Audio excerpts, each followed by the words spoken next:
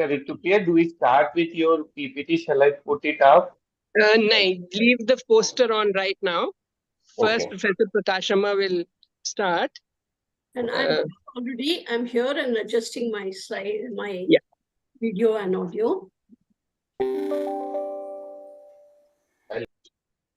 I'll make Professor Prakashama also the co-host so that sharing is not a problem. I don't have any PPT or anything, Indranil. Okay. So Okay. just the screen would be okay now.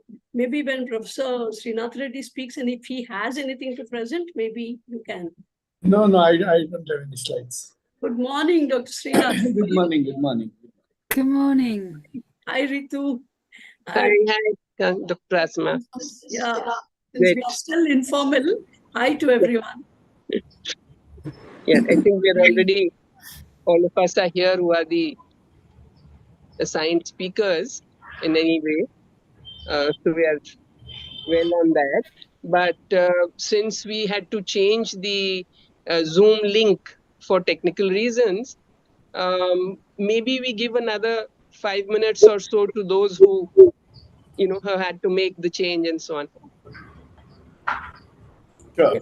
Hi, Mohan. How are you? I'm very well. Hi, Prakashama. Looking good? Yeah, I'm looking good. You are looking good too.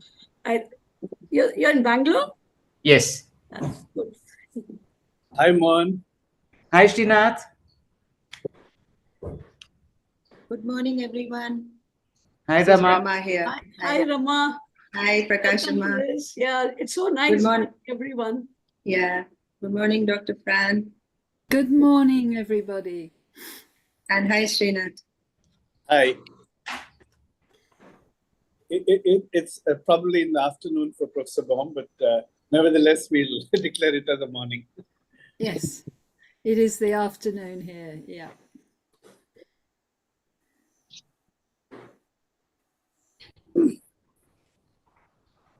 Ritu, you decide when we start, okay? Then I can start off with the welcome. Yeah, Kasim, I just thought that since some people will have to, may have not got the new Zoom link, so they'll go to the old one and then learn of the new and move. So let's just give them 5 minutes to make that move. Yeah, that's okay. It's like a little public health family here. So I think yeah, I think we can take that liberty. Yeah. So maybe about 40 if we start, another 5 minutes, 5-7 minutes. Okay.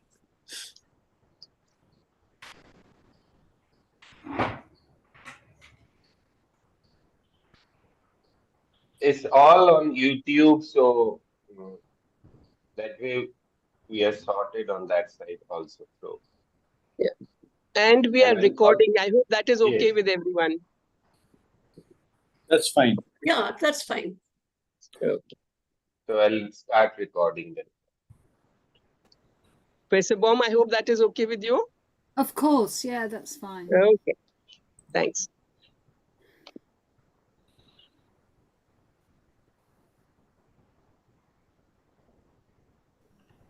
Thanks for cautioning me, Ritupriya. I'll desist from making any remarks about the social determinants of mega marriages in Mumbai. I think we are still on, open on YouTube. You've already made the comment.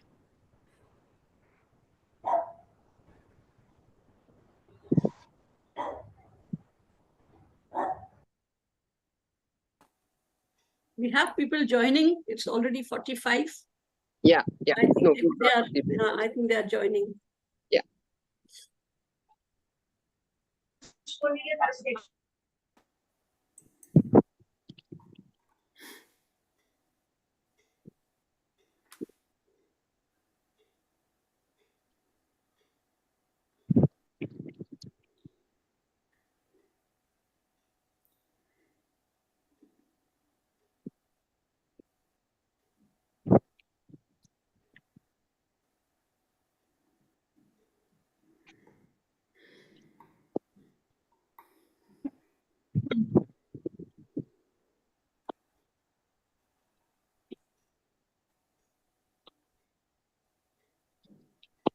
Professor Ritupriya, you were saying something? Right now, no, I wasn't. Okay. Oh, I think it's YouTube is coming with a bit of lag, which is why this happened. Nice. Hello, Ritu. Hello, Dr. Meera Shiva. Hello, Hi, Fran. welcome. Good to see you. Hello, Mira. Good to Hello. see you. And also Prakash Amma. Hello, Prakash Amma. Is she there? Yeah, yes, Meera, I'm doing good. Acha, good. Can't see your face. Can you adjust your camera? Oh, okay. Oh, you look good, Meera, as always. Hmm. Hello कौन नहीं आ रहा है वही मुझे लगा कि volume बराबर क्यों नहीं आ रहा है hello can you hear me Yes. Yes. Sir will be join in 10-15 minutes. Okay. Ritu is not a sub. No, I think this is from Dr. Abhay Bang's office. Yeah, Dr. Abhay Bang's. Okay. I hope Rani is better. Yes, now Amma is now better. Acha. Say please to Dr. Abhay and to Dr. Rani that Meera Shiva was remembering them. Give them my love. Yes, Dr. Abhay Bang will be join in 10 minutes. Okay. Yes.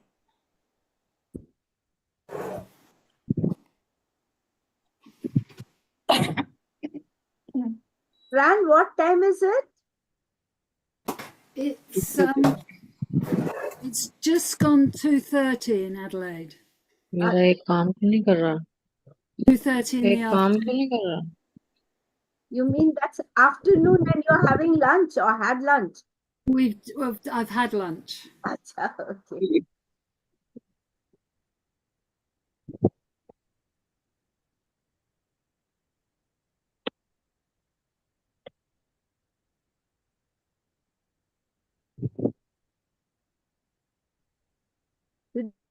Saturday, many offices would have been closed.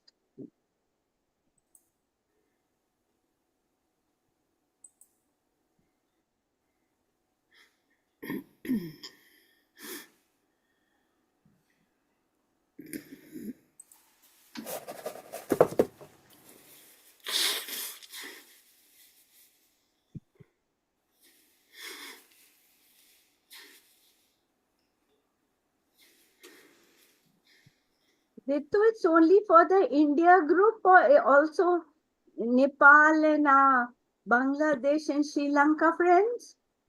This meeting is now, since it's online only, it's open to the world. Oh. Anyway, right? So, but it's time factor and so on. But Nepal and all certainly. Yeah. And from there should be joining. Yeah. No, yeah. I'm expecting some. Yeah.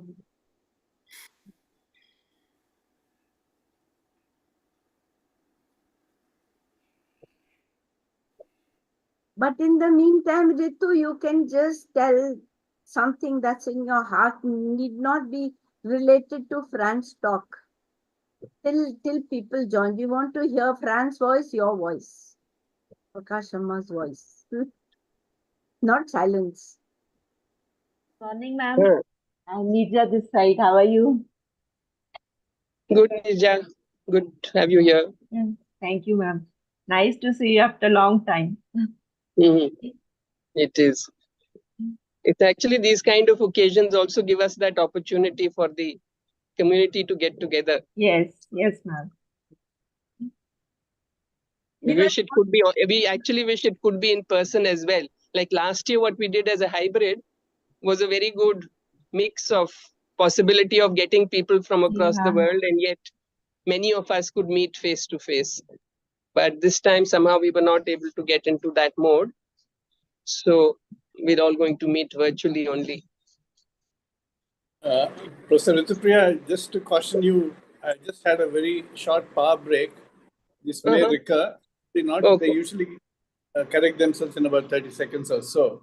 Right. But just in case drop out, I'll rejoin again. Okay. Yeah, I think Dr. Srinath, I hope Hi, your hi. machine gets working. Yeah, but all of us have unstable nets and all of that. So those technical glitches we'll just have to work around. Hello, Nirja. How are you? I'm fine, thank you. Meera, you wanted to hear a little bit of my voice? Yeah. What I have done is switched over from being public health to being a public health farmer. And then I feel, because there's so much, there is agriculture and nutrition and public health, toxic politics. All these are all so closely intertwined. I feel I have to broaden my outlook. Therefore, I'm a farmer, and then I find being a public health professional was difficult. Being a farmer was very difficult. Yeah, but being a public health farmer is very, very, very difficult.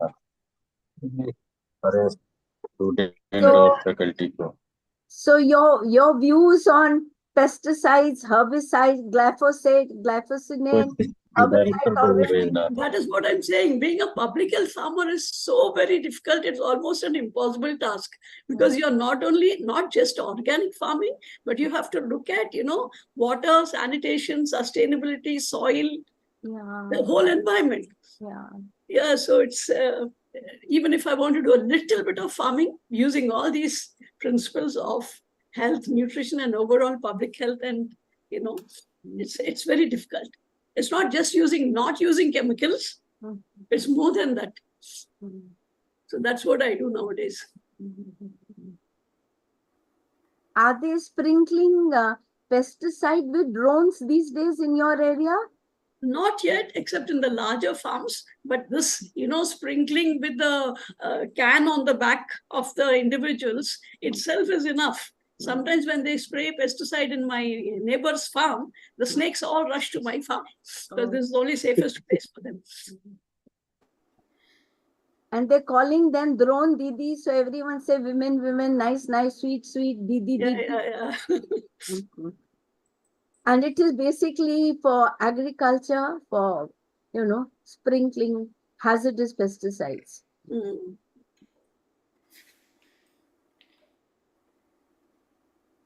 Professor Ritupia, we have now the stream of entries have slowed down a bit. So maybe it's good time to start. It's already also 10:40.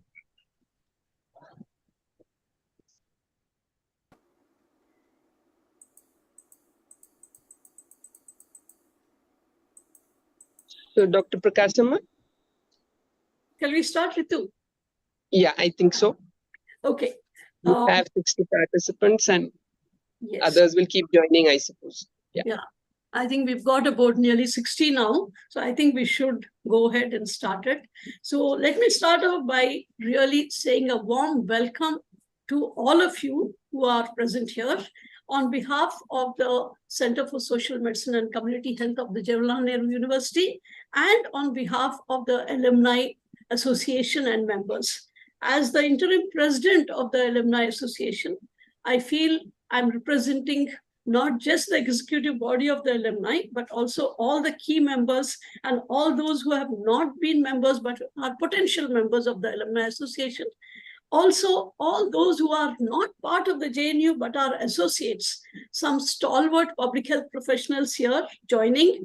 Already some have joined. I think Abhay has just joined. Mirai, so many of you have joined. Public health, known, reputed public health individuals in the country. And public health associates, those who have not been part of JNU or any of the major public health work, but are still doing in their own way public health work in the country and elsewhere all over the world. Also, public health workers. I have seen some public health workers also, some personnel working directly in public health on the list who have joined. Concerned individuals who are not mainstream public health professionals, but would like to know from this, the first People's Health Oration. I welcome all of you to this. And I especially welcome Dr. Srinath Reddy, a reputed public health professional in India, and our speaker, Professor Francis Baum, and the CSMCH faculty, staff, and students who are here today. With this welcome and being a privilege for us alumni to take on the mantle of public health advocacy, knowledge, and dissemination of that knowledge for policy. I would like to say that we will initiate this first People's Health Orientation with the hope that there will be an annual oration every year with one eminent speaker from different parts of the globe speaking, and all the alumni, public health professionals, associates, policymakers, and interested individuals joining this event. We hope that this first People's Health Oration will lead to continued interest in public health knowledge generation, dissemination, and deliberation, with the webinars that have been planned, and also with several other events that we would like to plan. Something that we wouldn't like to see, the Alumni Association especially, as a one-time event of a 50-year celebration, but as something which will bring together public health professionals with the alumni playing a very key role in taking on this over the years to come. With this, I will now request Ritu to give us a brief concept on how this whole thing initiated and what we will be doing today. Later, I will be starting the session with Professor Srinath, but for 2-3 minutes, would you like to say something, Ritu, about this whole journey that you've had and today's session? Over to you, Ritu. Thank you, Dr. Prakasama. I'll take a few minutes because I expect that we'll have many young members of the public health community today who may not be familiar with the earlier work of the center and have not been part of the center at all. And therefore, I'll take a few minutes to introduce that, come to our Golden Jubilee celebrations, and then to the oration and what we plan in the next coming weeks. So the CSMCH, Center of Social Medicine and Community Health, was born in 1971, coming alive on 13th April when the first faculty member joined the university, Professor D. Banerjee, joining as its founding chairperson. It was the first department for public health teaching and research in a liberal university outside of a medical college, not only in the country, but it seems globally. More so, the fact of its location in a school of social sciences. And that's what you see in the slide just now. The GNU's mandate as a research university oriented to problem solving through interdisciplinary theory and knowledge generation to suit the Indian context, with special focus on the deprived sections, and its location in the School of Social Sciences gave the center immense opportunities to think outside the box. You can hear more about how these opportunities helped in developing the contours of the center's academic framework from the founding faculty, Professor D. Banerjee and Professor Imrana Kadir, in their recorded interviews available on our website. In this photograph, you can see Dr. Banerjee sitting on the extreme left, and then the rest of the faculty there with Professor Sahu, Mrs. Ramalingaswamy, Dr. Imrana Kadir, and Dr. Dipankar Gupta, with the documentation officer, which was central to the work of the Mrs. Rastogi in the center. And the rest are the students of the first MPhil batch of the university. This is the 1970s. The center's subsequent work and body of knowledge it built up, the curriculum and pedagogic methods developed, have stood well in line with the JNU mandate, also given by the Professor V. Ramalingaswamy committee set up by JNU to conceive of the center and give it its frame. The work reflects the two parts of the name by which the center was christened. The biomedical, structural, political economy dimensions of epidemiology and health systems research are reflected in the social medicine, and the bottom-up people's real-life context, people's knowledge, perceptions, and practices are reflected in the community health. Bridging these two has been the center's framework, adapting continually over the years to changing context and advances in the system and in the discipline. Work on health inequalities and determinants, as well as on experience of different sections with the healthcare services and programs on health culture and the politics of knowledge, have been integrated into the teaching and research of the center's faculty and students, People's health in people's hands, subordinating technology and services to the people, rather than people having to fit in with technology and health services, are quotes from Professor D. Banerjee and Dr. Kadir's work that we all imbibed as his students. Social stratification by gender, caste, and class have been central to our primary research and to the analysis of health systems. Analysis of the social and epistemological basis of modern science and other knowledge systems and their relationship in developing the health system and understanding health have allowed us to call this whole body of work critical public health. And moving on to examine concepts such as critical holism for public health. Thus, public health with centrality of people is the disciplinary approach we espouse. Last year, we began celebrations for the Founders' Day.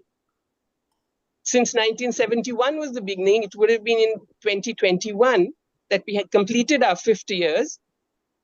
However, since those were COVID years, it was very difficult to organize anything, and we did it for 23-24. You can see some of the visuals from there. It was done in hybrid mode, so you can see that on the screen.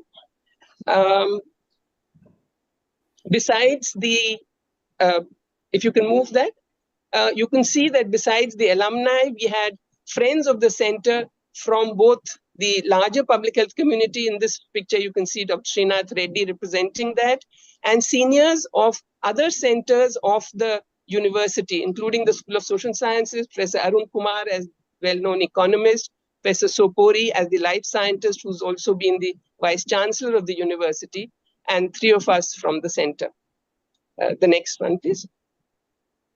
Yeah, these are all visuals about the friends who sent us their videos of their reflections on the center and its work. Professor Navarro, Professor Sheila Zurbrig, the well-known medical historian, Professor Patricia Oberoi, sociologist and China expert, and so on. So we had a whole host of friends who have over the years been collaborating and working with the center. Next, please. We also had, at the end of the day, a panel discussion where we had 14 institutions who have been engaged in teaching and research of public health in the country and across it to share their experiences of the challenges and opportunities for the discipline of public health and the way forward. What came out of that, one of the strong messages was that it seems that social sciences are yet not an integral part of many of the departments in the country. While to some of us, it seems like common sense today that you cannot do public health without social science. Therefore, for over the year and now for the culmination of the year of the Golden Jubilee celebrations, we have organized a series of webinars with the title, the next please. This is the report of the proceedings of last year's celebrations, and it's on our website. It has all the detailed proceedings and what various people said. So anybody interested could go through that. Yeah, can we get into the next? So the webinar series called Interdisciplinary Public Health in the 21st Century, Bridging Science and Social Science Dimensions.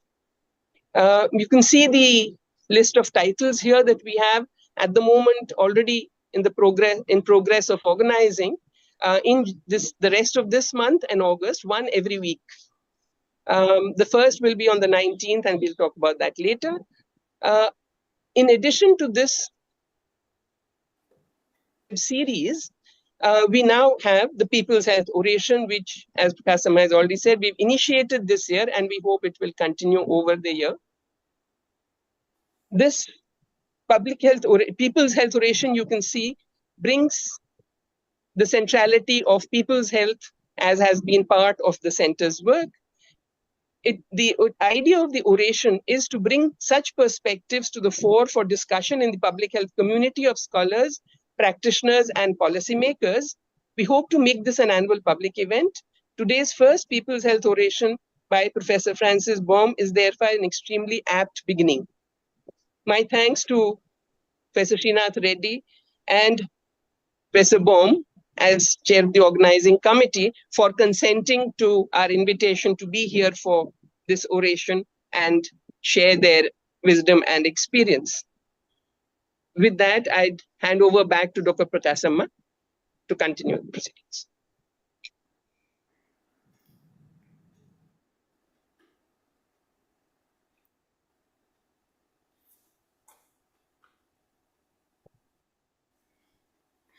Ma'am, you need to unmute.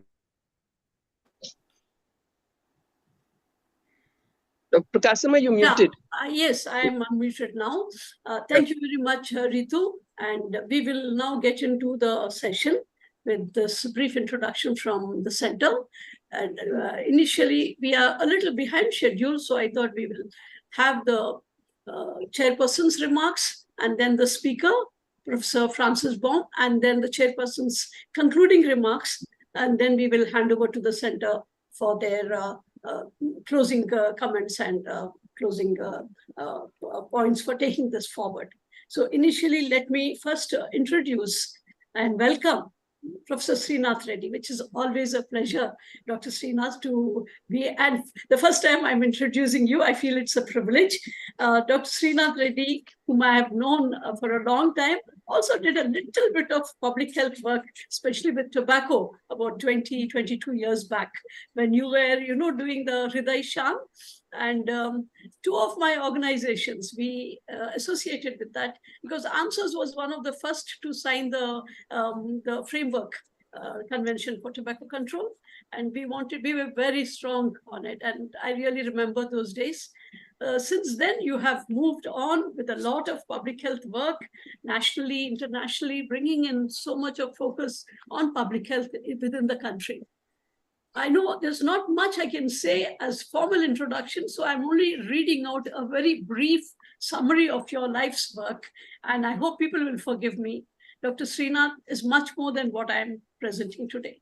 So Professor K. Srinath Reddy has been a researcher, teacher, policy enabler, advocate, and activist who has worked to promote cardiovascular health, tobacco control, appropriate nutrition across the life course, chronic disease prevention, and healthy living across the lifespan.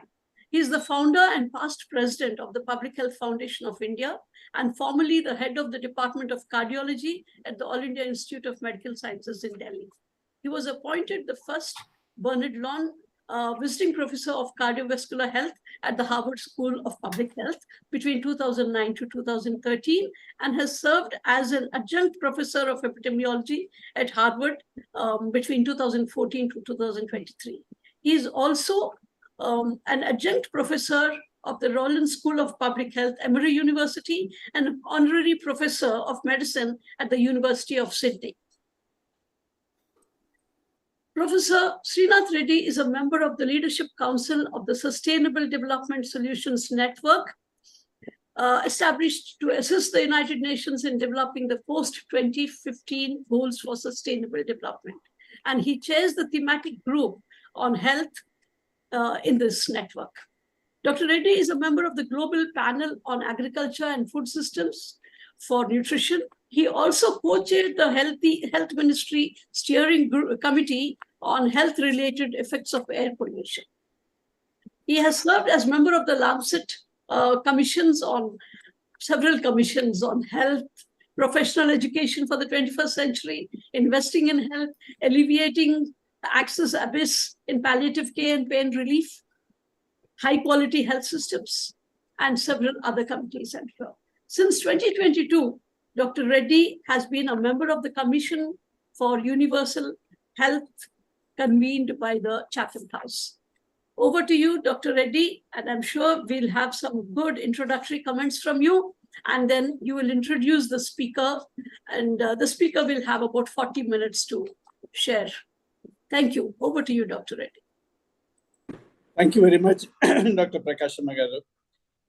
My work is fairly limited at this point in time because I would like to very much conserve the time for the eminent speaker who is going to deliver the oration.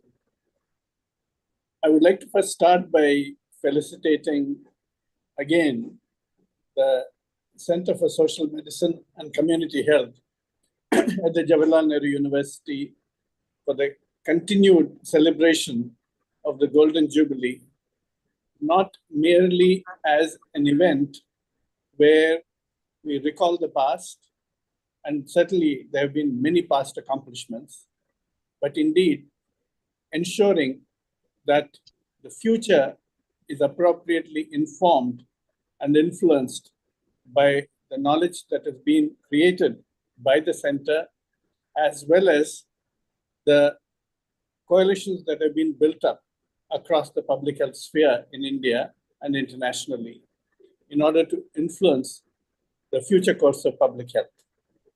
And therefore, the series of webinars that have been planned are going to be very, very important and potentially highly impactful. Certainly, we are dealing with many determinants of health, the social, economic, commercial, and environmental determinants of health, which act in confluence. And we are dealing with many complex adaptive systems which connect with each other, either to have a confluence or to collide with each other in order to create several public health challenges. And therefore, it's important that we try and identify these determinants and try and provide the appropriate ways of promoting public health and ensuring that the determinants are not operating in a manner to erode public health. In that context, the topic chosen for the oration today of polycrisis is very pertinent. We are dealing with polycrisis, but the root causes of the various crises that we see are essentially very common. And I'm sure the speaker is going to really elaborate on those connections. Therefore, we have to now provide appropriate solutions for those by having a clear understanding of what the causes are and what the pathways of action should be. And we cannot have a more eminent speaker for this occasion than Professor Francis Baum, who is going to be delivering the oration in a short while. Professor Baum is a public health researcher of great global eminence, and she is a social scientist and a public health social scientist with a special interest in researching and advocating for healthy, equitable, and sustainable societies. She is director of the Stretton Health Equity Program at the Stretton Institute in the University of Adelaide, Australia. There, she leads a research team dedicated to the social and commercial determinants of health.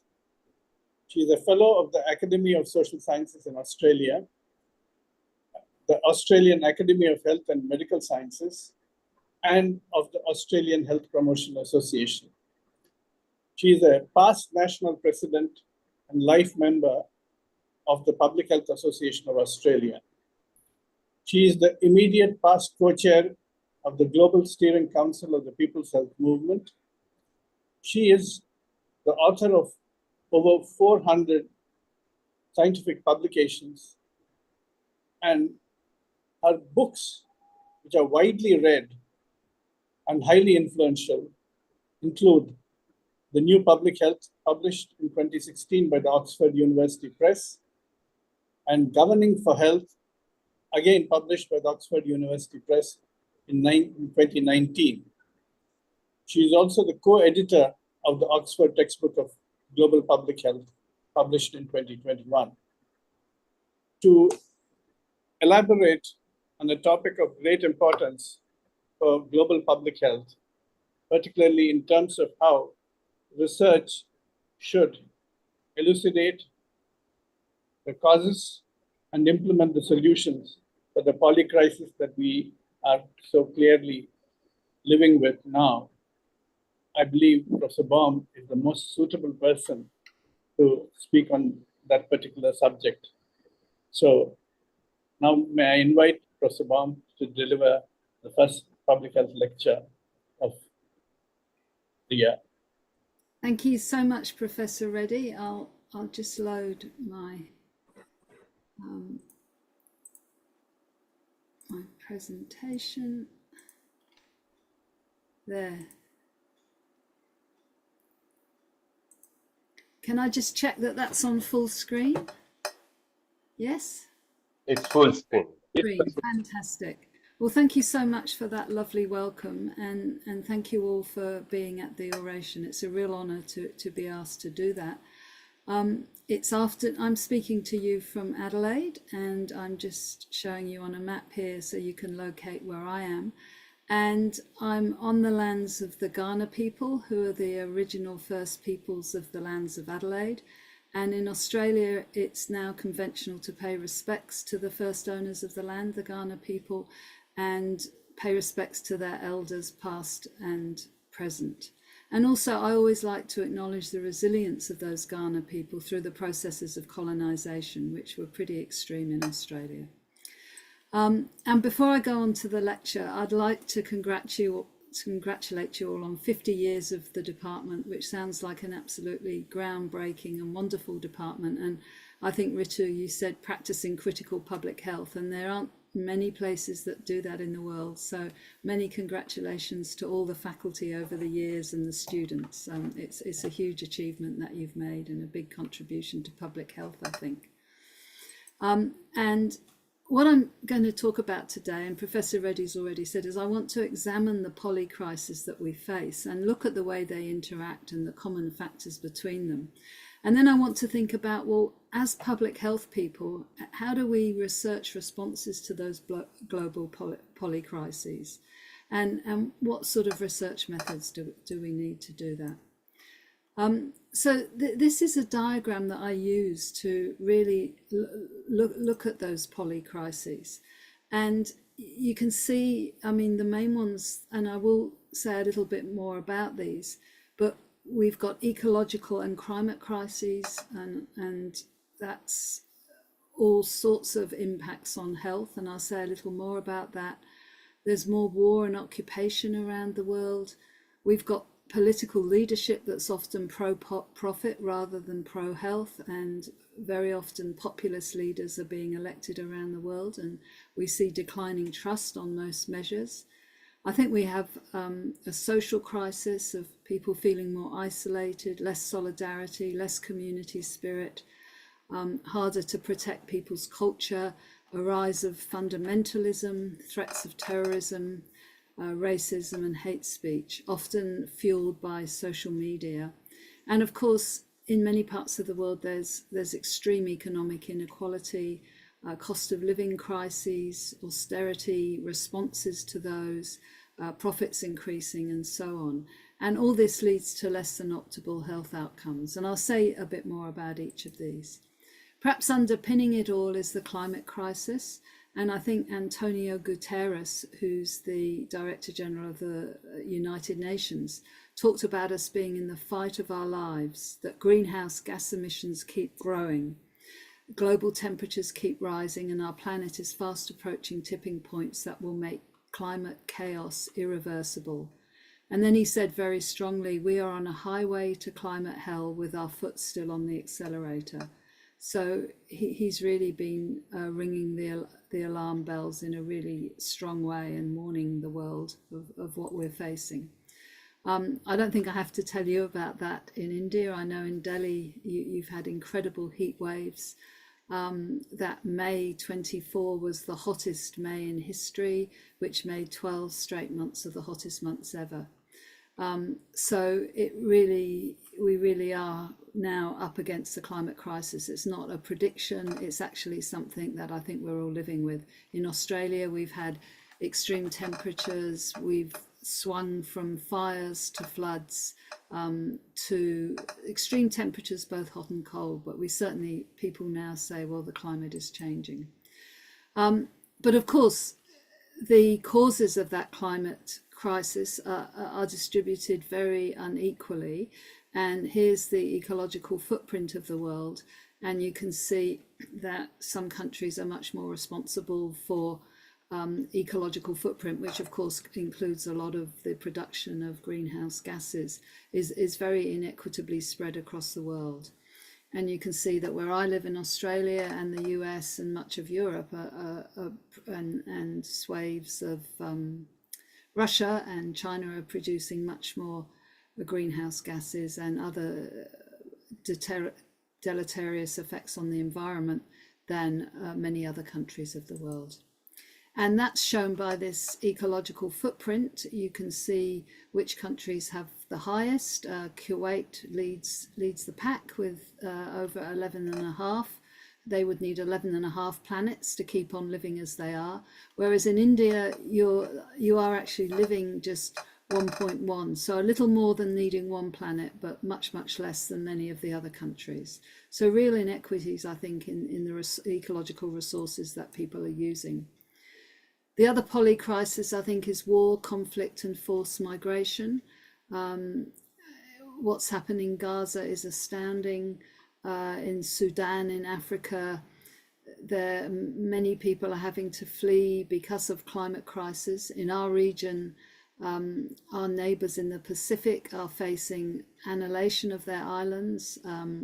Australia has offered to resettle people, but basically there's a lot more war and conflict and forced migration in the last few years than there perhaps had been in the previous decade or two. And if we look at the SDGs, less than a fifth of those targets are on track.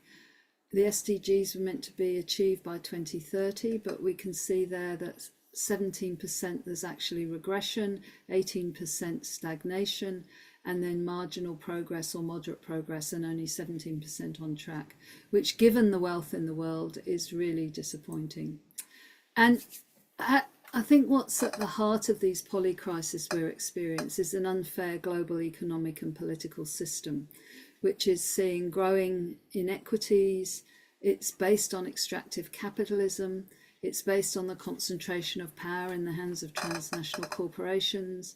It's producing excess wealth for some, overconsumption for some people, but underconsumption for many others. And it's a system that sees profit as the most important thing, and it really is based on exploiting the environment. So let's look at inequities. Here on the left, you can see the wealth of the 10 richest men, and over COVID, their wealth doubled, while the incomes of 99% of the world were worse off because of COVID-19. And similarly, this other slide is showing global income and wealth inequality in 2021.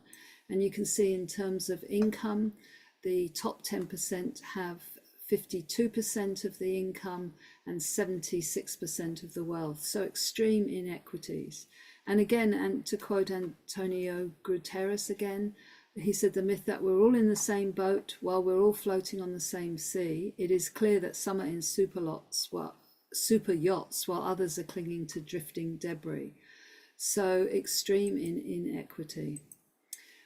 Even the World Economic Forum, which is a fairly conservative body, but they noted at their meeting in 2023 that the average billionaire had gained 1.7 million for every dollar of new wealth earned by a person in the bottom 90%. And the collective wealth of the world's super rich is actually increasing by $2.7 billion a day. And they talked about how the inequality of wealth and power in a few hands has corrupted and polarized our politics and media, and also is corroding our democracy. So even as a conservative body, they were seeing these threats of growing inequities. This, I think, really says an awful lot. This is from recent statistics, and what it shows, if you look here, is who has gained the real GDP per capita in different regions of the world. And what you see there is that the G7 states have gained so much more than the world in general, and Asia, and of course sub-Saharan Africa. So if we look at 1970, the gap is much smaller. All that's happened over the period since 1970 is the gap in wealth has grown and grown. I just looked at some data in India and drawing on Bharti's work here. If we look at the unequal income share, the top 10% and the bottom 1%, we can see that India is second in the rank of unequal income shares, only beaten by South Africa and closely followed by Brazil, the US, China, France and the UK. But you can see the extent of unequal income share in India there. This is the share that the bottom 50% has in India, and showing between the early 1950s to 2020. And again, you can see that that income share of the bottom 50% of the Indian population has really dropped. And if we look at the long run wealth inequality in India from the 1961 onwards, you can see a similar pattern. That the top here, if you look at the top 10%, has been increasing.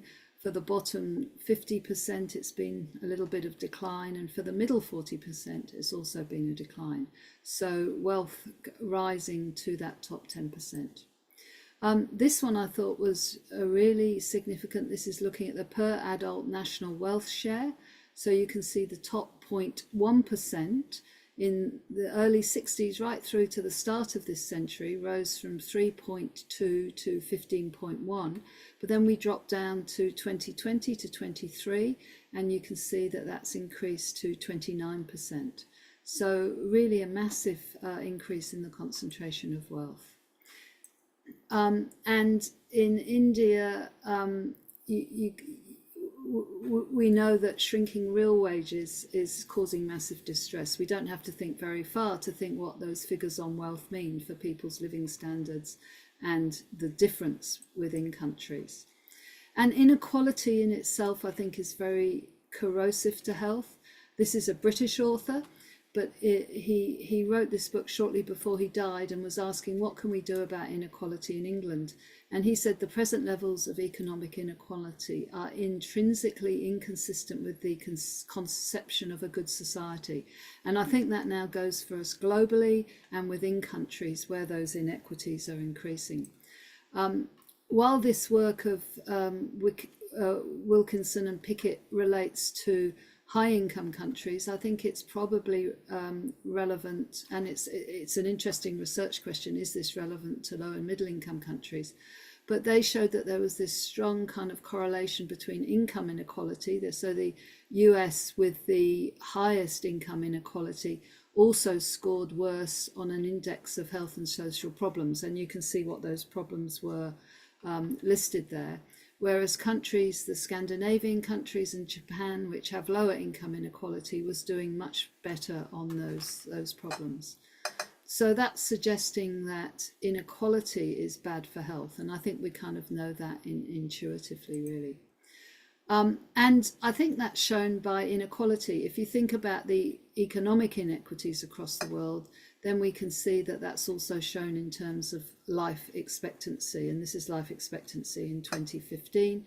But you can see in the blue countries, people were living over 80 years, whereas when we come down to the sort of orange and light green, life expectancy is dropping to as low as 53 in some African states. So there's huge inequities globally. If you compare Japan, I think, which has the highest lived population, as 84, with many African countries down in the 50s, and in India itself at 68. So the good news, of course, is that life expectancy has increased, and that's really important. And you can see, and you can see here how life expectancy has increased. But what we can also see on this graph is that the gap in life expectancy, particularly for Africa has kind of fallen behind. So there are inequities in life expectancy. And I've just shown an example here from Australia of how inequities within countries, while we do have the high life expectancy in the 80s, for Aboriginal people, that is only 71 years for men and 75 years for females. So there's a roughly 8-year difference. But if you look at the Northern Territory, where people still often live traditional lifestyles, Indigenous people, then it's much lower. People are only living to 65 and females to 69. So in the Northern Territory, the life expectancy is roughly the same as India overall. So what has fueled this growth in wealth? And there's three things that I want to look at, this inequity in wealth. One is the growth of transnational corporations.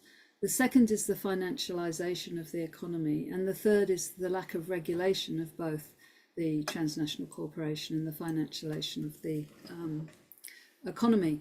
So back in the 1990s, I read this really good book by David Corton, which he called When Corporations Rule the World.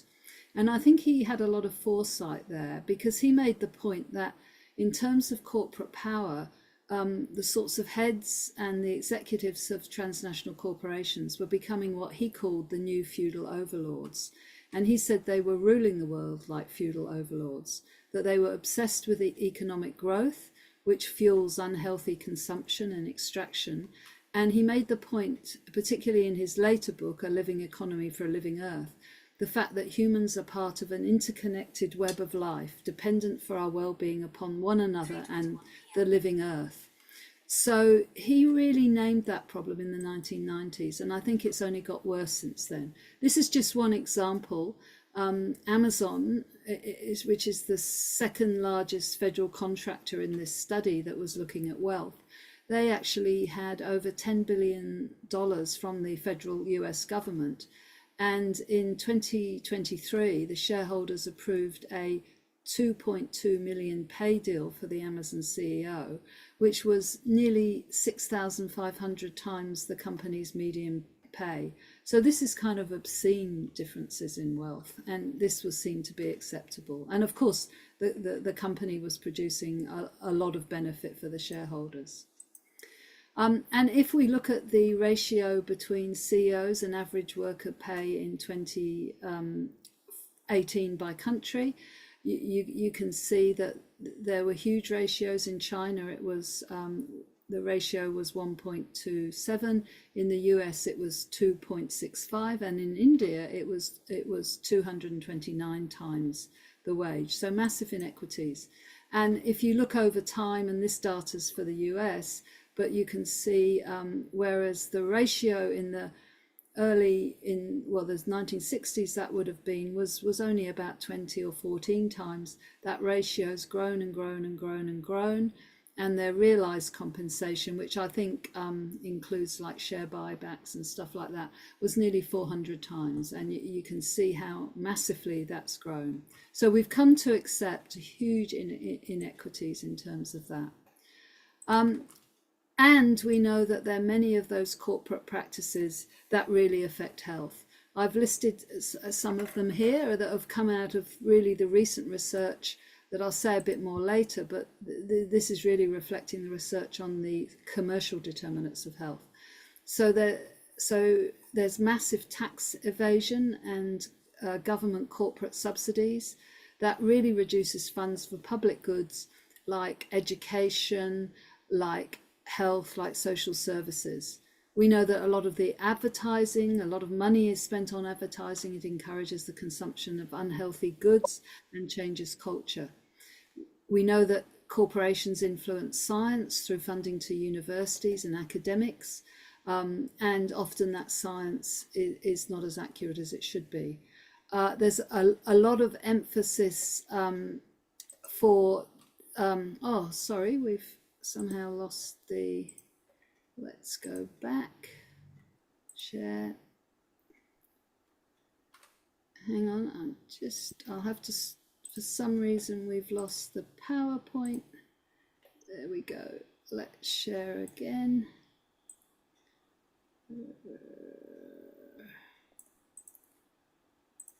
There. There's a denial of the health impact of products. There's a shifting, an argument that, oh, this isn't to do with the behavior of corporations. It's actually about individual consumers. There's lots of evidence that corporations lobby governments for corporate-friendly policies, and they have a direct influence on policy through consultancies, the outsourcing of public sector functions, and what's called multi-stakeholderism, of course, in global health forums particularly. There are many conflicts of interest between politicians and corporations, and a lot of research has shown that corporate social responsibility is often window dressing, and by law corporations are meant to maximize their profit, and also very often there's a huge externalization of costs, such as dealing with waste or pollution or indeed health effects. So perhaps some of these practices are shown most clearly in terms of ultra-processed foods and health. There's an increasing literature on big food and food systems and global health, and people pointing out that ultra-processed foods are particularly bad for our health. And also increasing research on big food industry tactics. Nick Freudenberg from the New York City University has written extensively about how the food industry has manipulated product content and ratios so that they've produced what's really addictive, highly processed, very nutrient poor, calorie rich food products, and they're very much more profitable than less processed food. And science has also been used to hide or create confusion about those products and to deter litigation, whether it's about tobacco or sort of other toxic products. So, you know, I think for India, this is very relevant, the ultra-processed foods, the recent report here I found on the web of the junk push, how much ultra-processed food consumption there is in India. And of course, that's really fueling the burden of non-communicable diseases, which accounted for nearly 6 million deaths in India, which was 60% of the fatalities. So those NCDs impose a really significant risk on people and households, can lead to catastrophic out-of-pocket expenditure. They also threaten the achievement of those SDGs, especially in relation to poverty reduction, hunger alleviation, education. They're also responsible for productivity losses, and Sharma et al. Estimate that each 10% increase in NCD mortality leads to a 0.5% decrease in annual economic growth. So it has a real impact across society. And of course, one of the expressions of this ultra-processed food is the increased prevalence of diabetes, which in some of the states is over 1/4 of the population. So a massive, massive impact. And Margaret Chan, who's a former Director General of the World Health Organization, she pointed out that the widespread occurrence of obesity and diabetes is not a failure of individual willpower to resist those products, but it's a failure of political will to take on powerful economic operators. And she concluded that the interests of the public must be prioritized over those of corporations. So a very powerful speech about these commercial determinants. So that was the large corporations. The next thing I want to look at is financialization. And if you want to know more about this, I've put the book up there, but this is a really good book on financialization by Malcolm Sawyer. But basically, it's about increasing the size and importance of a country's financial sector relative to its overall economy.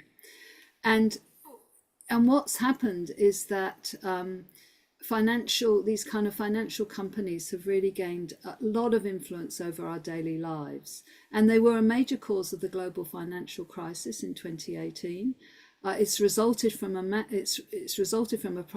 privatization of public assets, particularly, and investment therefore is for short-term profit, including in areas like health, housing and care services. And research has really shown that financialization has increased inequity, it's slowed down investment in real production, in things that we use, and it's increased pressures on households and has led to a decline in democratic accountability. So what financial firms may do is take over a company, then extract wealth from it, but also leave it in a situation where it can't really fulfill its purpose, whether that is providing services for disability care or housing or health. So in the US, it's increased costs for patients, and the main reason people get bankrupt in the US is because of health costs. And publicly traded healthcare agencies, whether it's health insurers or pharmaceutical companies, have become increasingly financialized, which means they're pursuing growth through price increases, mergers, acquisitions, and then they distribute capital to shareholders. But at the same time, they're running down some of the services and increasing costs for consumers. So their profit from health services in 2022 increased by 300% in a decade. And this article in the New England Journal of Medicine gives a very good explanation of this. And a writer described Goldman Sachs, which of course is one of these key institutions that's engaging in this financialization, said it's a great vampire squid wrapped around the face of humanity, relentlessly jamming its blood funnel into anything that smells like money. So in other words, extracting money from a whole lot of public good institutions or health services or disability care that should actually be serving the people that they're working with. And Oxfam just very recently, about a month ago, produced an open statement which called for the halting of the spending of development funds on for-profit private healthcare providers. And this call, I think, comes partly from this process of financialization, where there's more and more for-profit private healthcare providers, but they really do increase poverty, increase gender-based discrimination, and also, in the Oxfam report, say they violate human rights and undermine our progress towards universal health coverage. So the final point, I think, is lack of regulation in favour of health. And this is to do with neoliberalism, which has created a period of deregulation and free markets. And there's also, as I've already said, a strong business lobby against regulation, and at the most calling for self-regulation. And yet many kind of health measures are usually achieved with legislation and regulation, such as antitrust regulations against such big corporations, occupation and health and safety regulations, environmental protections, chemical use restrictions, tobacco restrictions, alcohol restrictions. You know, public health really has regulation at the middle of its heart. So for the last bit of the oration, I'm going to ask, well, what can we do as public health researchers in light of these macro structural problems? And I think, you know, for me, the important thing is that we move away from a primary focus on biomedical approaches in public health, although they are important, but we need to look at a social and commercial understanding. And we need to understand a sick society as well as sick individuals if we want to cure society, if we want to move away from these polycrises. We obviously need epidemiology to document disease patterns and health inequities, and I've already used some epidemiology in what I've talked about, but we also need a lot of multidisciplinary social science, history, sociology, psychology, economics, political science, and we need qualitative and quantitative research. I always like to use this iceberg analogy, whereas, you know, medical research, biology of behaviors and diseases and assessment of interventions is really the sort of tip of the iceberg when we can look at disease and lifestyle factors. But if we move down to looking at living conditions, housing, employment and so on, social epidemiology and multidisciplinary social science is really important. And then if we want to look at the structures that underlie all these problems, then we need to use really social science, and we need to research the solutions and the nature of what are healthy societies and economies. So I've already talked a bit about the commercial determinants of health, but colleagues and I published an article in the Lancet last year and defined the commercial determinants as the systems, practices and pathways through which commercial actors drive health inequity. So it's looking at those kind of practices and the sorts of structures that support commercial actors. And I do think the behaviour of corporations is a crucial health equity issue. Here's some of the books that have been published recently that have looked at commercial determinants. And we've also done quite a bit of work in our research programme of looking at the health impacts of extractive industries, and also thinking about how you can assess the health impact of transnational corporations. I think, in public health, we can really produce conceptual models to show how commercial determinants of health are a barrier to health equity in all policies. I don't have time to go through this in detail, but you can see how it uses that kind of rainbow idea to look at all the ways in which the global economy is really supporting the commercial sector rather than supporting health. Some of the work we've done is developing a framework, which we call the CHIA framework, the Corporate Health Impact Assessment Framework, where we look at both, what are the benefits of the commercial sector? That's very much, say, in producing jobs, but also what are the likely health impacts that may be adverse. So documenting a whole, you can use this to look at a whole corporation. But of course, underlying a lot of these issues of health equity are issues of power. What's happening with power? And some of the work I've done with Sharon Friel, who's a colleague, where we've taken a very detailed look at health policies in Australia, not just health policies, but public policies in Australia. And we found it very useful to use this kind of power framework to say, well, what are the different forms of power? Who are the key actors in any public health issue? And what are the spaces in which that power is exerted? And how do power inequities shape multi-sectoral public policy? And that's quite considerable.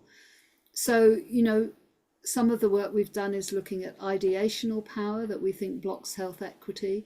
So the emphasis on neoliberalism, on individualism, on blaming victims for, so saying because someone's got diabetes, it's their own fault because they eat the wrong food. We think that political will for health equity, certainly in Australia, is not very strong. You don't hear politicians saying, well, we want to reduce health equity. We think there's, as I've already explained, there's a lot of corporate and elite power that wants to maintain the status quo. I think medical power can also block health equity because it focused so much on a sort of individualization of let's treat this individual rather than looking at social factors. And of course, colonial legacies. And in Australia, that's I'm sure in India, I don't have to tell you about colonial legacies, but in Australia, that really expresses itself with Indigenous people. So individualism and what's called lifestyle drift. So starting off with a structural explanation of why people have poor health, but then in the end, explaining it in terms of people's lifestyles. So a British minister saying that people who are homeless, it was a lifestyle choice. And here's a Australian health minister at the time saying if parents are foolish enough to feed their kids on a diet of Coca-Cola and lollies, that's sweets, well, they should lift their game. But of course, children are also subject to a whole lot of advertising about how attractive that kind of food is. I think we've also done work on sort of industry-funded research and how it really is a cycle of bias. I think there's a whole lot of research looking at that now, looking at the pharmaceutical industry, looking at tobacco industry, and looking at business-related research in our universities. Similarly, there's research on corporate power that really looks at the way that power is exerted.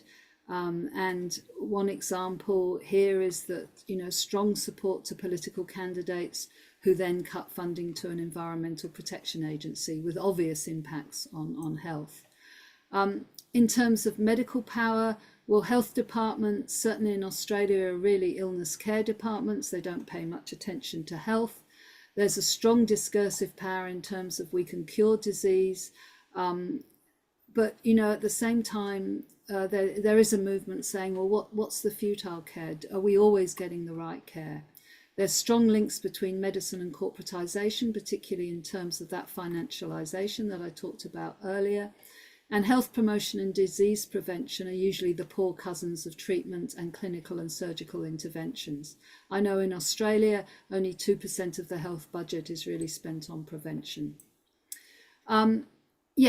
We've also looked at how can you create political will for action on health equities. And I think, again, this is a really important part of study for public health. How do you get political will? What are the factors that create political will for public health? And in this article here, we really looked at some practical lessons for public health actors, such as, how can you break path dependency? How can you work out who are your sympathetic political forces? How can you frame problems in a way that can appeal? How do you challenge elites? And how do you work with civil society? Civil society is a very important part, I think, of creating political will for action.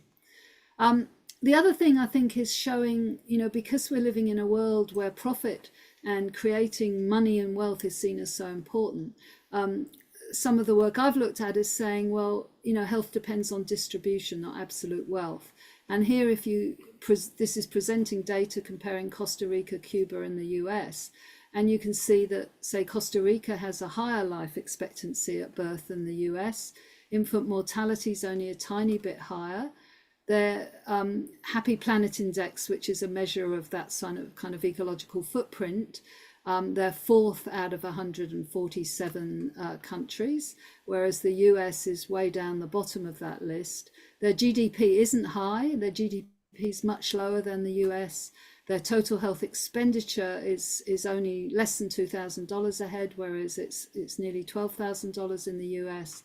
And yet they produce this life expectancy. So that's really questioning the idea that you necessarily need economic growth, or you need a high GDP to be healthy. And I think we need to do more of that. I think we should also research solutions in public health. We need to look at alternative economic systems and how they might affect health. If we think about, well, what progressive taxation could we have?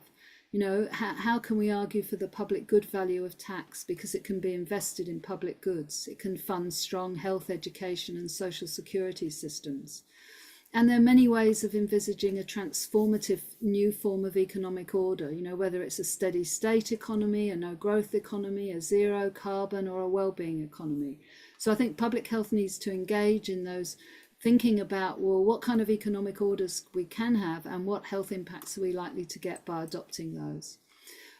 Maybe looking at sustainable economic activities such as co-ops, which really emphasize worker participation, new forms of governance, designing work to be healthy, businesses that aren't big international corporations, but have real links to the local community and respect the local culture and local people. What would the impact of those co-ops be?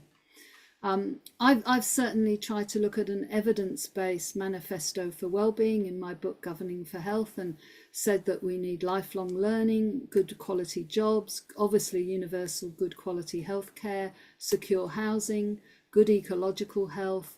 We need to think beyond GDP. We need to control those transnational corporations and have fair tax. And we need transparent, inclusive governance. And each of those you can find evidence for. They're a very evidence-based manifesto for what would create a healthy society. We've also looked at how comprehensive primary healthcare doesn't flourish under neoliberalism in Australia, how things such as competitive tendering have put the focus on outputs rather than health outcomes, how community health services were transformed into intermediate care centres rather than centres for chronic disease. I know I'm getting near the end of my time, so I'll be fairly quick with the last examples, but I think also researching the value of civil society. And in the People's Health Movement, we've really thought about, well, what are the pathways to activism? How do you involve people in a people's movement for health? Because obviously a people's movement for health is a really important part of getting political will for action. And I think there's a lot that researchers can do to support that kind of activism. In Australia, we've really worked to look at what models of healthcare work for Aboriginal people, and we have a strong community-controlled health organisation in Australia, which really is about decolonisation. It really resulted from community demand, and it's about culturally safe services using traditional knowledges, and it has to constantly negotiate with the mainstream. And at the moment, we're looking at the decolonisation of health services as quite a large research project. I thought I'd just tell you, in coming to the end, about the Central Australian Aboriginal Congress. This is a congress in Alice Springs in the middle of the desert in Central Australia, and you'll see that the name was modelled on the Congress Party of Mahatma Gandhi. And they really were inspired by Gandhi in the early 1970s to create their own health service. And to this day, it's called the Central Australian Aboriginal Congress because of that link to the Gandhian thinking. And we've also done a lot of research on understanding the implementation of health in all policies. We've asked questions about the trust that's required. Can you link the actions of health in all policies to a program theory-based evaluation? Can you actually show the links to health outcomes? And did the program really enact an equity perspective? That we found that it really didn't. And we also looked at how much money, and we found that the budget spent on health in all policies was 0.01% of the health budget. So really hardly any money at all. So in conclusion, I think the interacting polycrises are affecting health globally massively, and I hope I've shown that. The trends are really similar now across the globe, despite the contextual differences. And those trends need to inform our understanding of how population and individual health is improved. And we really need to use a range of methods, methodologies, and perspectives if we are to really meet those challenges of the world we're living in at the moment. So finally, thank you very much for listening to me. I really appreciate you all being here and listening. And once again, congratulations on your 50th year. And I think we're now on the 52nd year of your excellent work. Thank you so much.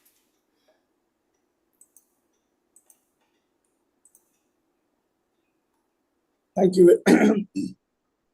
Thank you very much, Professor Baum, for that excellent lecture.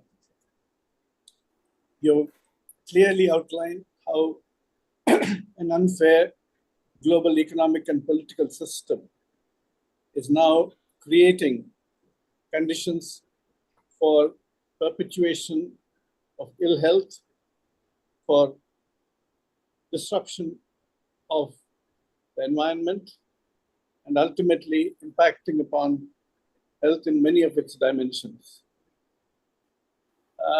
What you have said is very relevant for India. Indeed, if you are really looking at the concentration of wealth, as you rightly pointed out even in your lecture, there's been increasing concentration of wealth with unabashed vulgarity of display.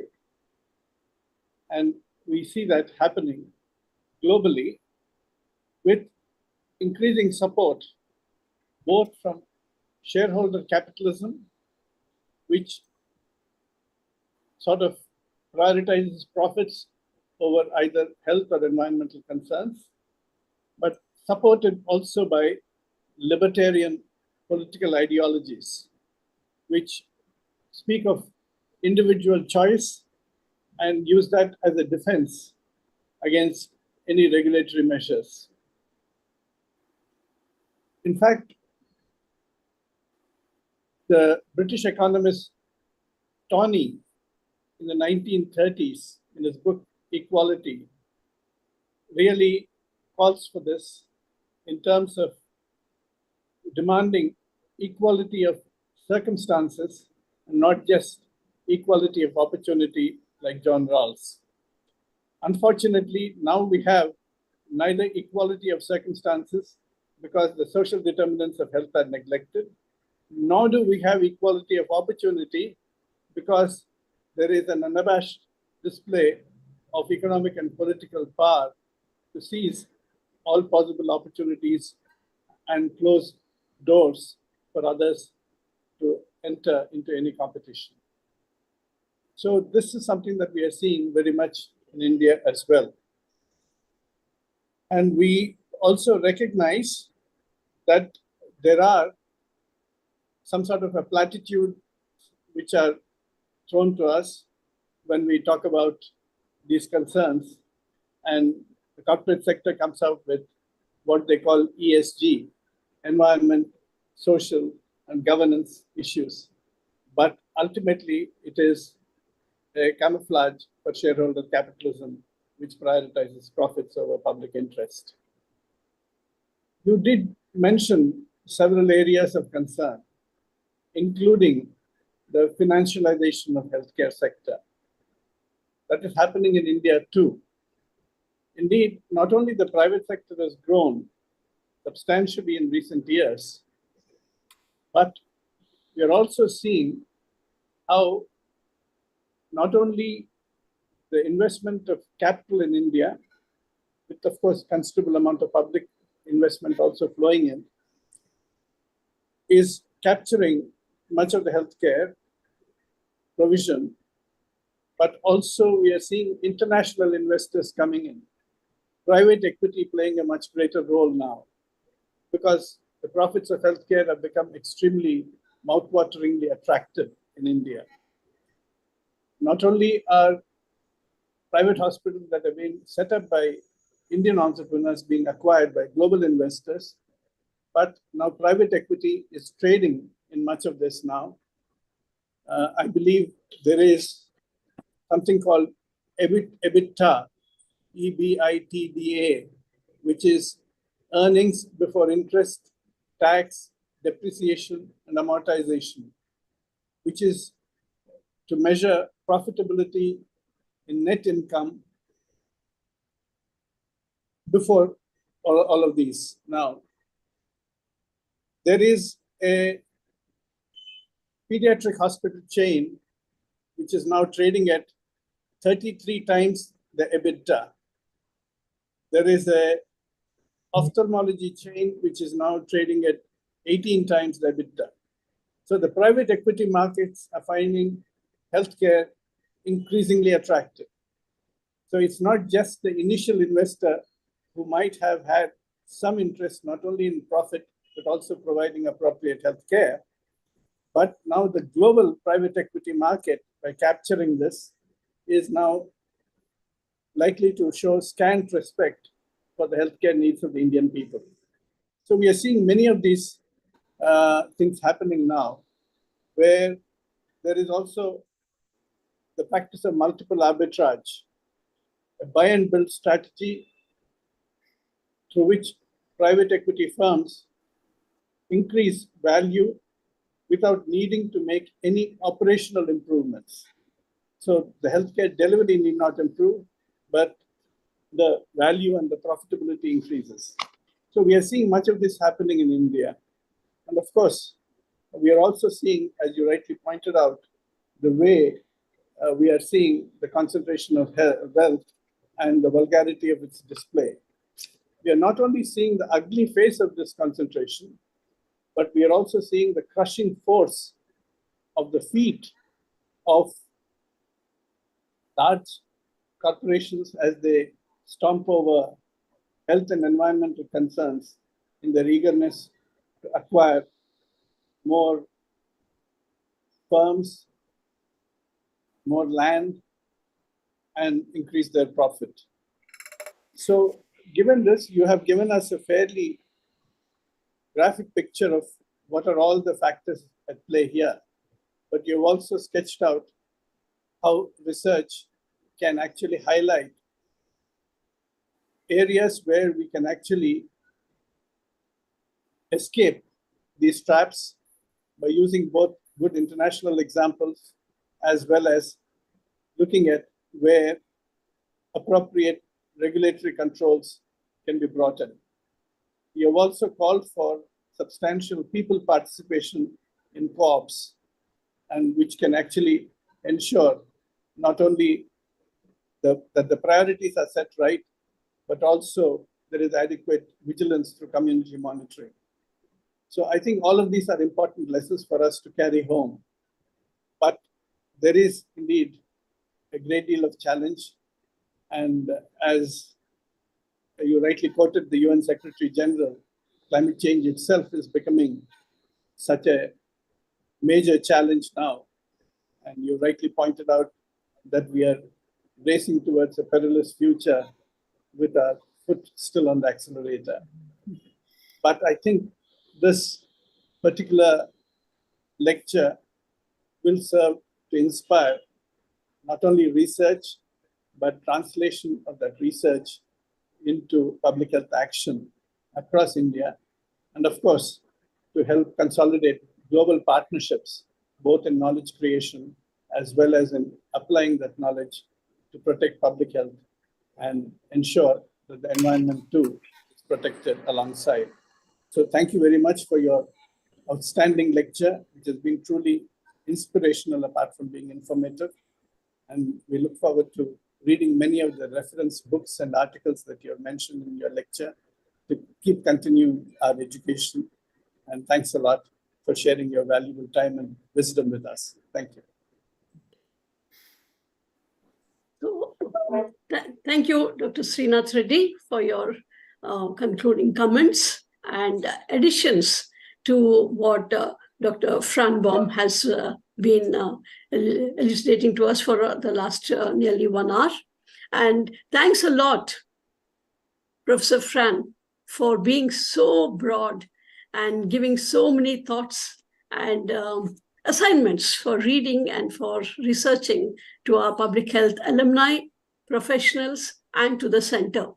What a large canvas you painted, starting, from the environment. Truly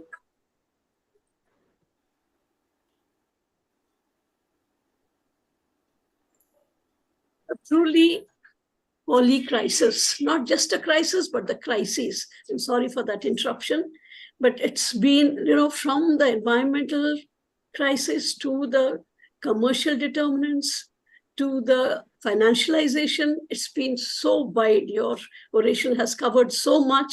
And there's so much, as Dr. Reddy has said, so much for reading, because you mentioned so many articles, so many books, which are so relevant for today's, in any country, they're so relevant. And it also shows us a lot of hope, where it's not just the GDP or the expenditure, public expenditure on health, which matters, but it is the people and the policies which matter for taking it in the right direction.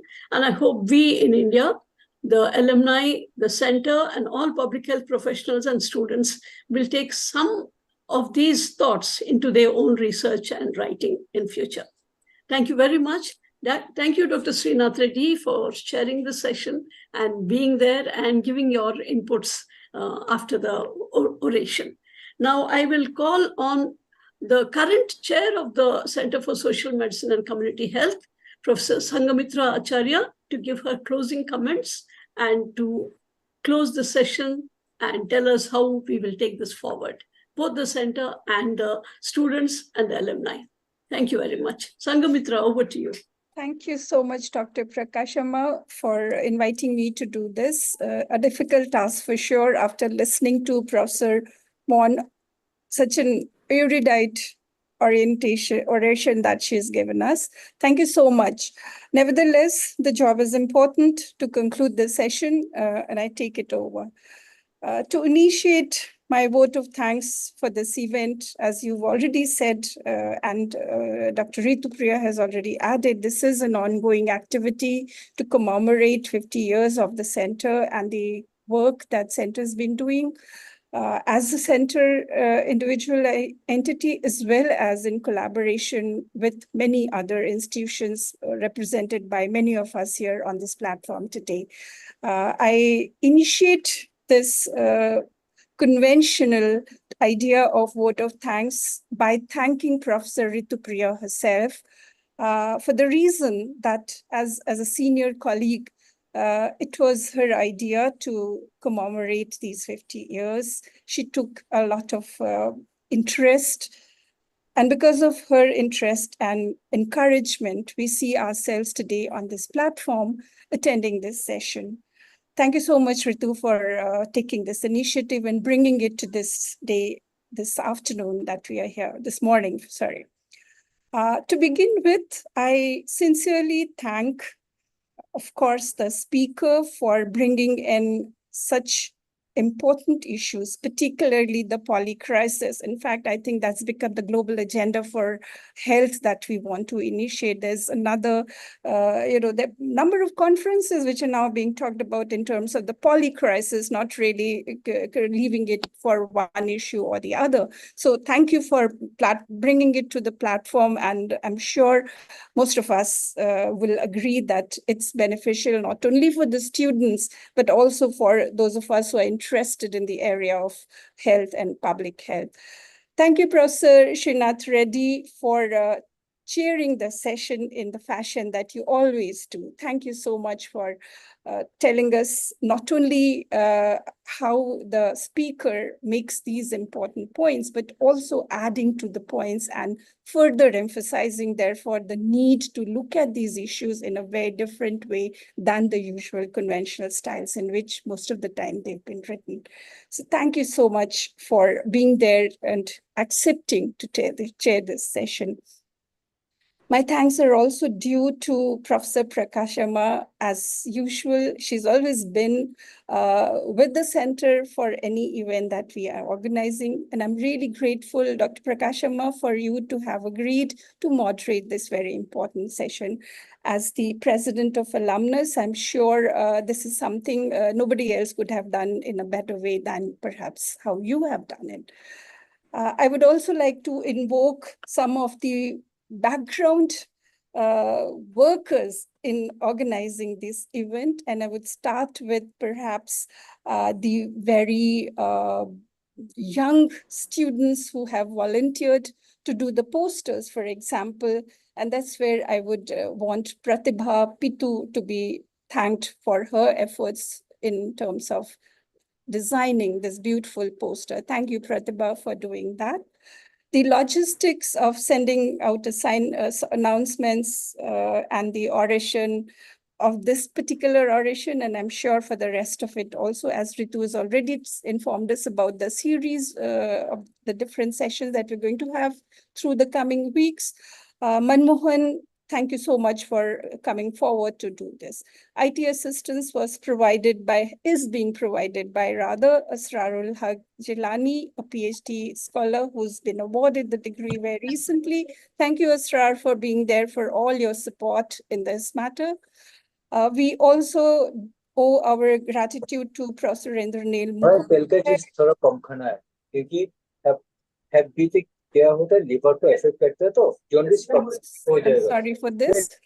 Nevertheless, I would continue to thank Professor Indranil Mukhopadhyay, who is again an alumnus and is now with OP Jindal University. Thank you, Indranil, for bringing in this whole platform, organizing the YouTube link and the Zoom sessions that we will be having here from this session onwards through this week. And I can't not thank Professor Dasgupta, Rajiv Dasgupta, in being there with you. In fact, he was the one who was admitting the participants who are joining in probably after the change of the link which had happened. I hope I have not missed out anybody in these terms. I wouldn't really do justice if I don't thank the participants. And therefore, it's because of the very, very exclusive participants who've been here for this session that the meeting becomes a success. Thank you, all of you, for having participated here. And with that, as we had kind of thought about, and Ritu has instructed me that I must call upon some of the observations which could have been made on the session that we've just had. So I would open the discussion to the house, to the participants in terms of making their observations. You may raise your hand or maybe just put it in the chat box so that we could read and convey to the team here, the panelists here, and we'll expect a response on that.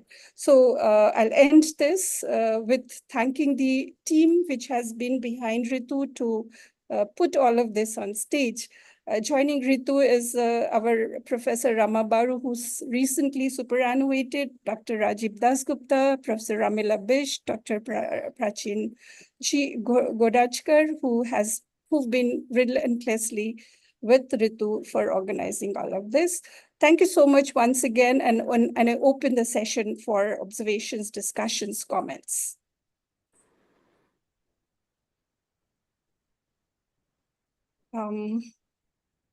I don't see any raised hands though.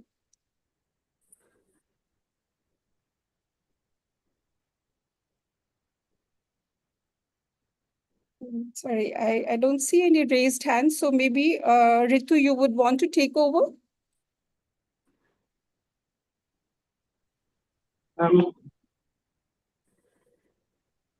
I don't see anything in the chat box either. So there are just. Sangmitra, generally an oration doesn't always have a question and answer. So we had not planned for one. But if there are any burning questions or something, maybe if you want to allow as moderator, would you like to call that? I'm just following the message that you'd written in the mail. So I thought we needed to open it for discussion and observations, if any.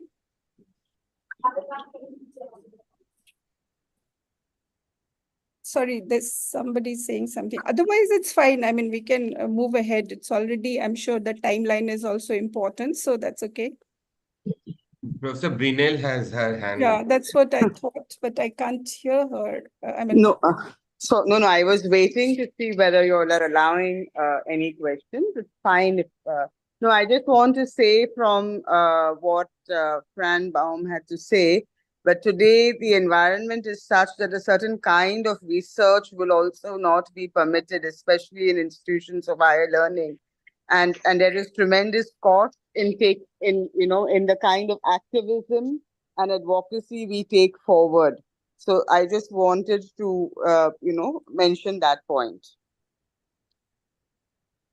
So today, what kind of research we can undertake? Research that is critical of certain interest groups is perhaps not even encouraged in our universities, and certain kinds of activism can have the ED and such groups coming after you.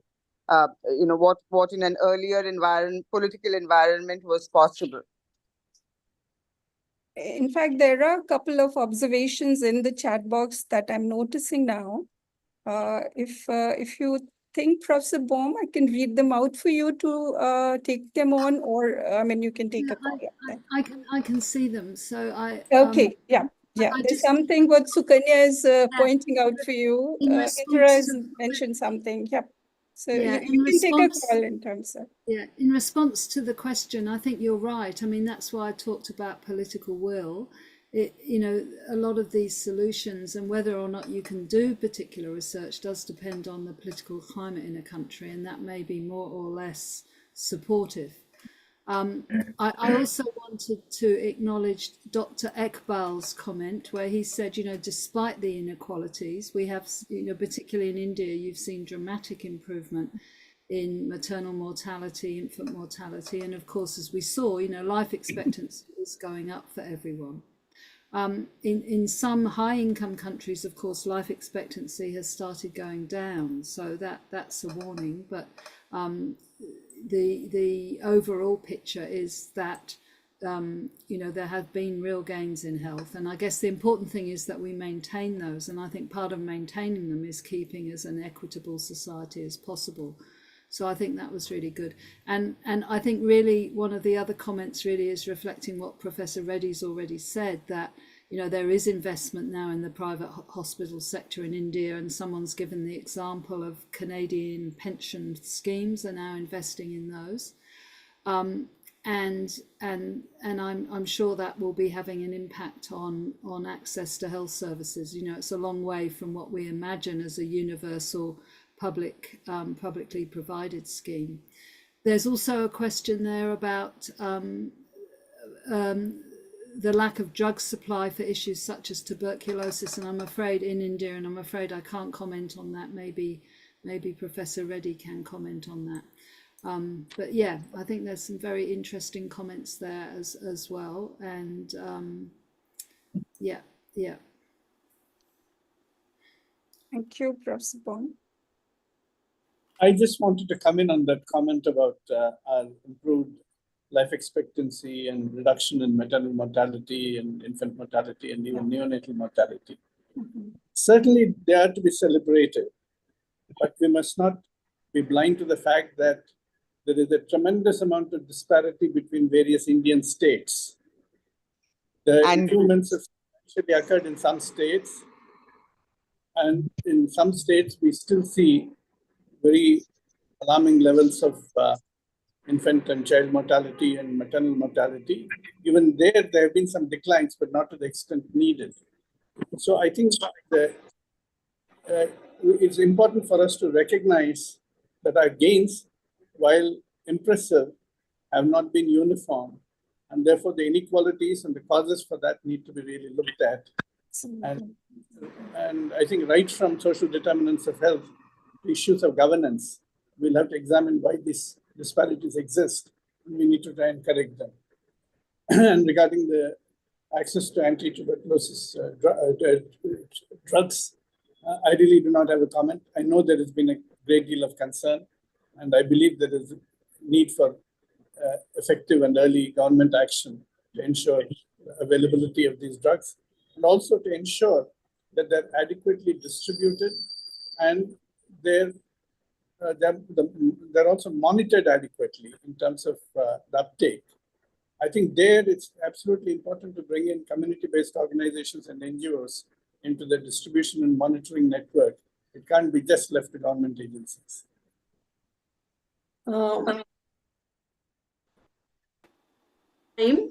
And as the moderator, I first want to thank all three of you, Sanghamitra, Professor Fran Baum, and Dr. Srinath Reddy, for your comments, inputs, and also the little brief discussion we had. There has been an opportunity for people to put their comments and their concerns. I think this is in a very good spirit, and I hope, it's too large a session and too large a canvas, the poly crisis, for us to deal with in 1.5 hours.